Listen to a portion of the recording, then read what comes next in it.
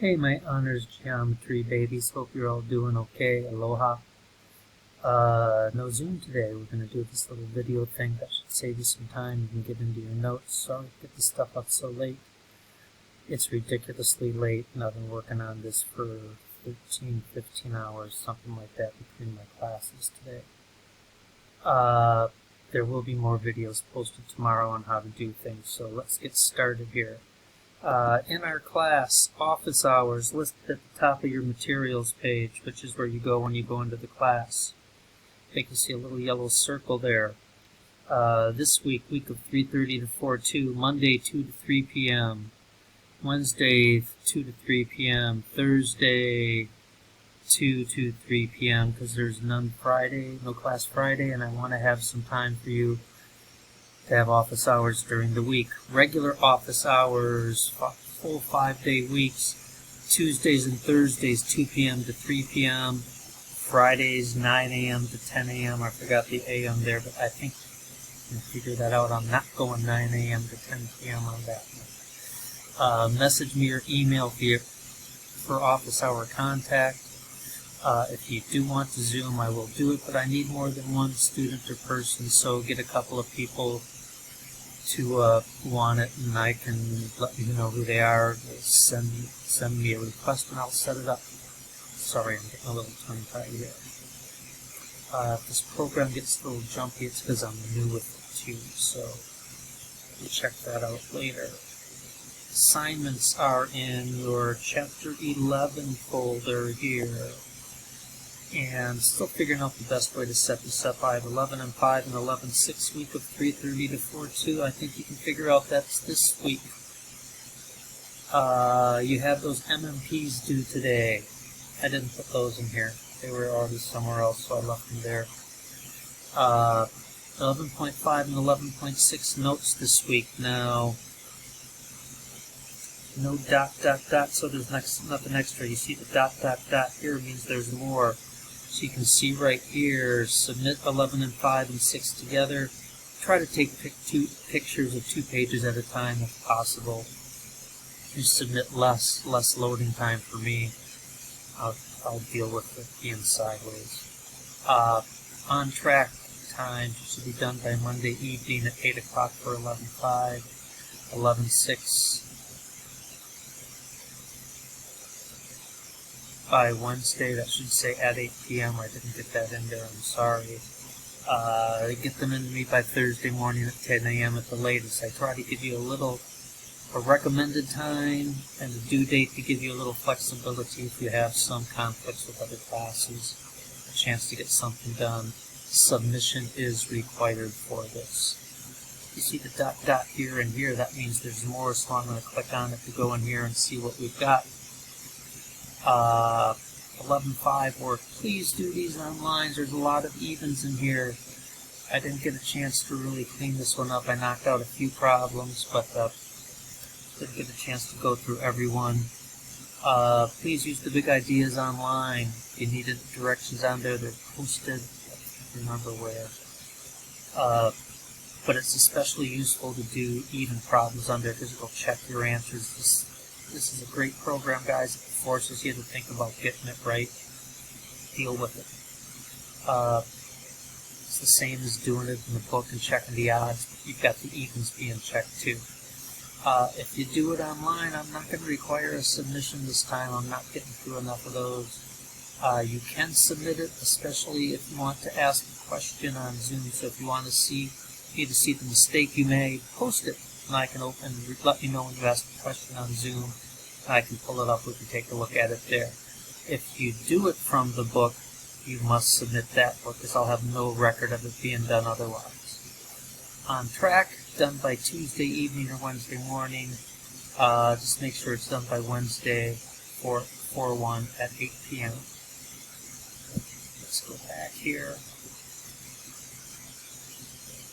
11.6 text assignment. Same sort of thing. I got this one due after break, but I suggest trying to get it done before break. Get it done Thursday evening 4/2, so you can have it done before break. There's your problems. Again, do it in the big ideas math. I think I wrote up some good examples in the notes. I will be posting some videos on this, and it's just taken me so long to get this done, guys. I'm sorry. Can't see me rolling my eyes right now at 3:30 in the morning. Okay, that's about it. Pretty standard. I know I didn't cover enough stuff here. I could easily get into our notes, which we've got over here. I didn't even look. I hope these printed up okay. I didn't even look at them.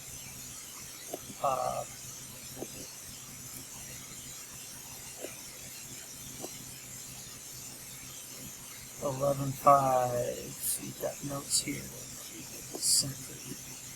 You've got notes.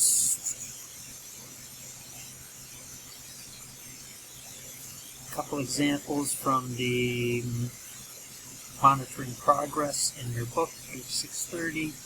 There's number 7. I told this one this is a triangle with this hole in it. I didn't draw out the hidden lines. This is the face of the triangle right here, finding the area of it. This is me finding the area for the whole shape. Notice it's the outer shape, the toporone type shape, minus a hole. That's probably not the best terminology I've ever used. That's the hole in the center of it. So that's the area of the triangular prism minus the area of the square prisms.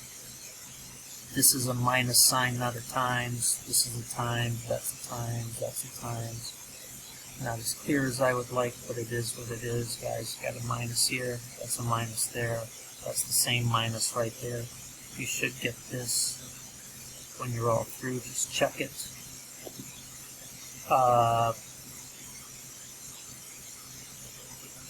Cavalari's principle, which says even if it's oblique, the area is the same. It's still base area times height. Notice pi r squared for the base. Same thing you got up here, base area times height, but the base formula will vary because it changes depending on the shape. Okay.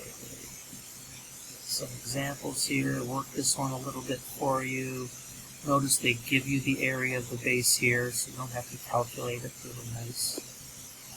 There's your scrambled answers, more scrambled answers. Set up number 4 here for you a little bit. Get some help on these. Notice similar to steps 4, except the unknown is in a different location. Volume equals base times height. Pi r squared h because it's a cylinder. The volume is 2010. Solve it for h. Take it from there. Number 6 is pretty much the same. Number 7 and 8, again, you're looking for the missing ones. It's the same sort of steps as number 5. I think that should say. That should say number 5, not number 4. Right. Oh well, I guess this should be a 5. You're doing it the same way. You're working it backwards. Set up the formula, put it in. You're going to get an unknown there. In this case, it's R you're looking for. In this case, it's Y. LWH, length, width, height. You might be familiar with those. This is sometimes called depth. This would usually be called width, depth, and height. That's another way of saying that. 11.6. This is pyramids. Same formulas as we saw last section, except you got a 1/3 in front of them. Show a little work here. Again, look at the monitoring progress. Look at the examples in your book. The book's really good.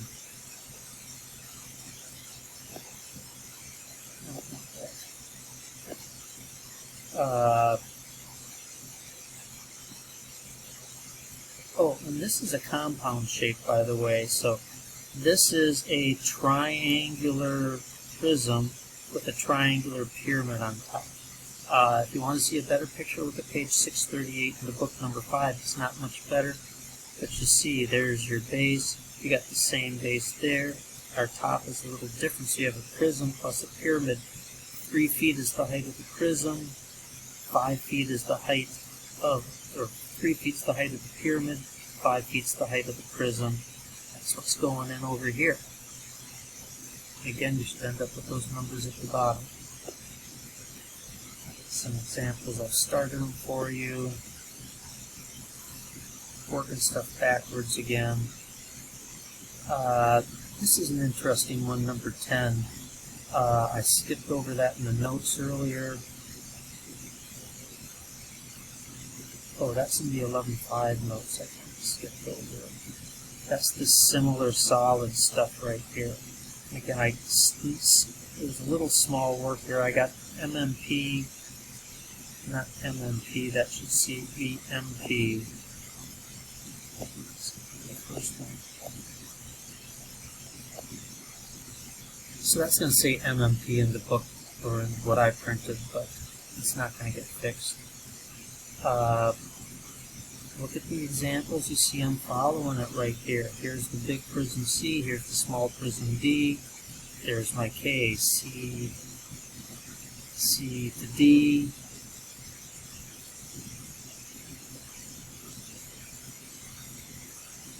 I'm setting up a proportion C to D equals C to D. I could have done this one differently.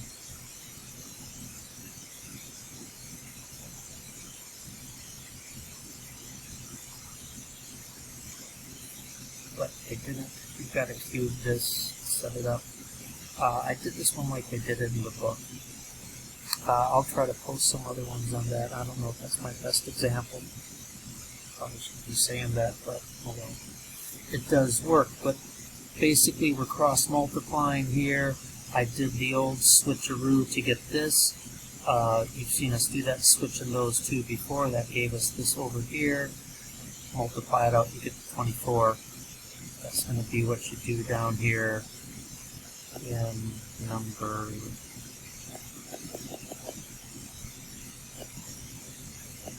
25. Those are for after break.